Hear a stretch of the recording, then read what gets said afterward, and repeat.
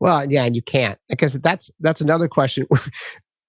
One of the jokes you made with me when we were having dinner is I told you I applied at Oakland PD in, I think it was 1991. And as you know, I had a history of fighting and a bad temper and a jacked up upbringing. So I got in way too many fights. And then as a martial artist, I enjoyed fighting. So I was, as an example, maybe one of the worst possible candidates. How do you screen guys like me out? Well, you would have been easy. I'd have been like, yeah, no fucking way. This dude ain't going to be. Yeah, that's why I didn't apply at Santa Rosa, because I knew you wouldn't let me in. But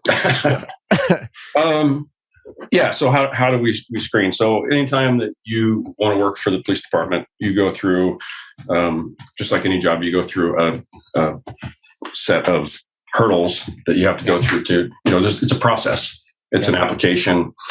It's an interview. You learn things on applications. You learn things during interviews that helps screen. I've sat on oral boards, hundreds of oral boards, sitting on one, the other side of the table from the candidate. And you can get a pretty good idea of whether somebody might be successful or not, just from asking them a number of well-suited questions.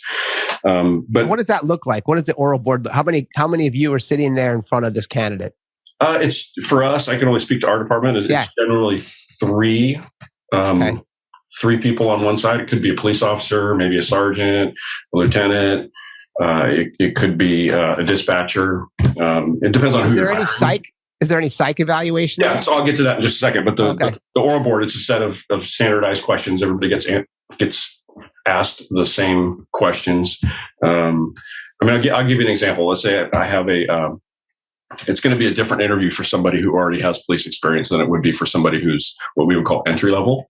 So entry level would be somebody they've never been a cop before anywhere, right? They're coming in, they want to get a job, get sent to the academy. So, a good question you might ask somebody like that is, tell me about a time that you made an ethical decision. And then they would be open to them talking about that. Tell me about a time that you resolved conflict. Because we want people who have done this stuff before, right? I don't want somebody who's never had conflict in their life. They're not going to survive being a cop, right? And so you learn a lot about people just by asking them some of those questions. If they do pass that, then they go on to the next process, and the next process is a background investigation.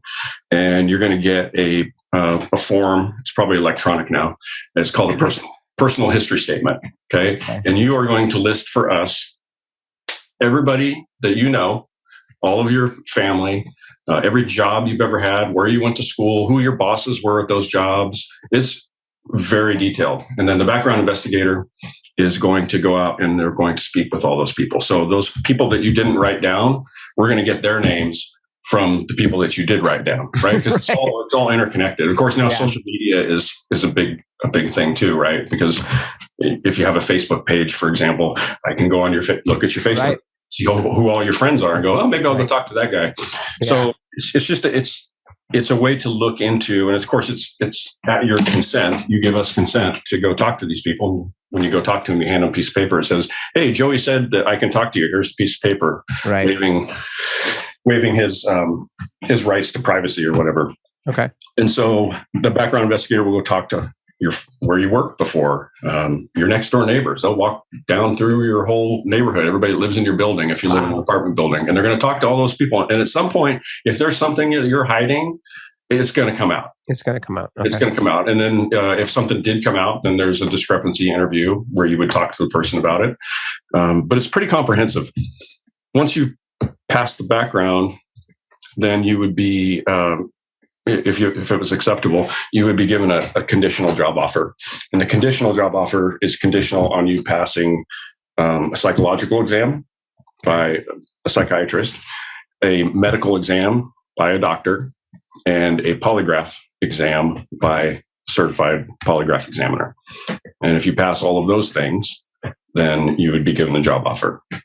So it's pretty comprehensive. Has it failed to weed some people out that probably shouldn't have been doing this job? Absolutely. Absolutely. Sure. And we've seen examples of that. I've seen examples of that.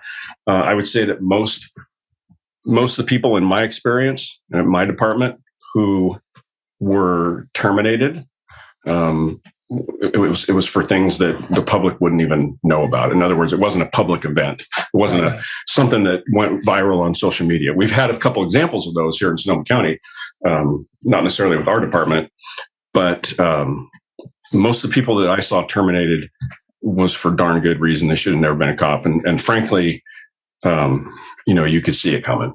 You could see it coming. And, I think there's a common misperception that police departments never fire anybody, and that's absolutely not true.